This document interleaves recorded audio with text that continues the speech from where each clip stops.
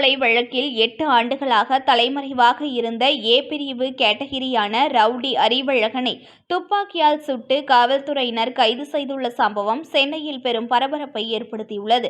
சென்னை வியாசர்பாடியைச் சேர்ந்தவர் அறிவழகன். தொடர்ந்து 3 கொலை வழக்குகளில் சம்பந்தப்பட்டவர் என்பதால் ஏ பிரிவு கேட்டகிரியாக ரவுடியாக போலீஸ் பதிவேட்டில் பதிவாகியுள்ளார். கடந்த 8 ஆண்டுகளுக்கு மேலாக தேடப்படும் குற்றவாளியாக இருந்த ரவுடி அறிவழகனை பெரம்பூர் அருகே பதுங்கியிருப்பதாக பெரம்பூர் போலீசாருக்கு தகவல் கிடைத்தது.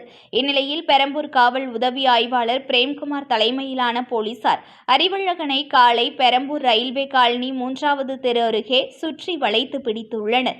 அப்போது காவல்துறையினரை தாக்கிவிட்டு தப்ப முயன்றதாக கூறி உதவி ஆய்வாளர் பிரேம்குமார் ரவுடி அறிவழகனை துப்பாக்கியால் சுட்டு பிடித்துள்ளனர்.